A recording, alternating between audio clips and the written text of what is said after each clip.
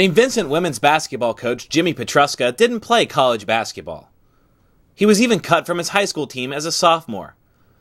Nevertheless, his love for the game is undeniable, and his perseverance has helped him evolve into one of the top young coaches in the country. My mother got me started in coaching in the family. My brother is now her assistant coach at the high school level. My dad has coached, my other brother has coached, my grandfather coached. And it's what we talk about when we go home and have a family dinner or holiday dinner. And she is really she taught me how to be on a personal level and care for your players in a deeper level than just a player. And I think that's where the respect comes from as far as a coach to a player. I had an opening, and he was a senior at St. Vincent, so I asked him if he was interested, and he obviously jumped at it, and I'm thinking, he's crazy. Crazy to take a job nearly 60 miles away from where he lived in Latrobe, but it stresses the drive and passion that Jimmy Petruska has for the game of basketball. He would be there every day for practice, and drive that 60 miles one way, stay for the practice, and then get right back in his car and drive home. So I knew the bug had bit. I knew that that he had a passion for for coaching, as I did. We're same in some areas, but we're the exact opposite in the method of coaching. And she's in your face with the finger, all business, just high demand, which I demand a lot from my players as well. But that's just how she is, and it works for her because that's her personality. I'm pretty tough, and I expect respect, and that's what I expected from all of my boys, whether it's an adult or whether it's a peer. I'm more of a arm around the shoulder, pump you up, make you think you can do the unthinkable, and that works for me. I can tell you that the opportunity that I had to coach with him, I wouldn't trade for the world, because he changed my style of coaching. I was from the old school. I'm pretty old, and back when I was coaching, you yelled, you punished. I don't want to say punish, but when you miss something or you do something wrong in practice, okay, get on the line. And he really taught me to understand my players so much better. That when you don't have a great player, or when you have kids that are trying their hardest, because he would throw out about him, Mom, I was the same way. I tried. You know how hard I tried. Sometimes I just didn't get it. So he really changed my style. Following a few years of assisting on the high school sidelines, Petruska looked to make a jump to the college game. My 4th year of high school basketball, and I decided that I wanted to make a transition and jump into a higher level of coaching.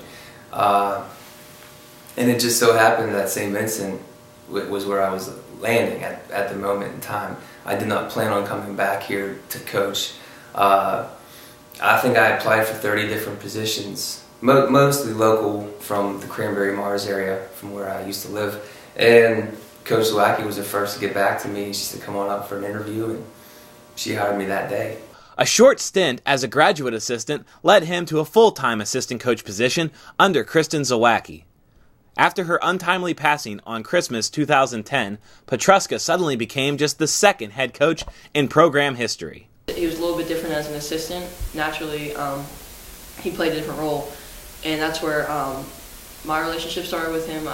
He was my mentor coming in from freshman year, especially as the assistant, and we have a pretty strong bond towards that. And I think it's just becoming his team. He's starting to do things his way, keeping the same values as the WAC had, but just doing it in a little bit different way, and how he grew up coaching. He does demand a lot from us, but at the same time, he's always there, patting us on the back, letting us know that we are doing something good. It's always positive encouragement from him. He's just extremely personable. He makes you feel welcome. He makes you feel like you belong here, and that's just really what I remembered.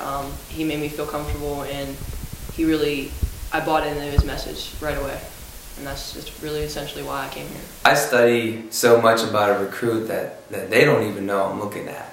You know, I watch a recruit, how they talk to their parents before and after games, talk to their friends, their coaches. Are they receptive to what their, the coach or the parent is telling them? Their body language, maybe how they treat an official, whether you like the official or not, that they're in control. And that's something that you have to understand. So character-wise, I mean, that's something I believe in 100%, and I think it's a great foundation to building success on and off the court. I know for a fact that he recruits people like that. He wants people to come in here who are going to set a good example, who are going to be role models. I demand eye contact. When you're talking to somebody, you need to look at them in the eye. I mean, that's my number one. I tell my recruits that. And a lot of recruits love to hear that. If I were talking to a recruit and I'm looking left, right, up and down, I'm not connecting on a personal level. It's just not there. When everybody's locked in, eye contact, I'm zeroed in on him especially. I try to do that a little bit more exaggerated just so people follow that lead.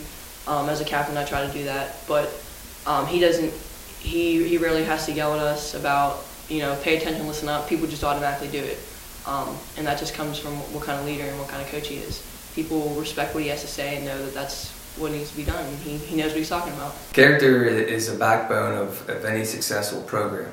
And that's inside sports, outside of sports, it doesn't matter.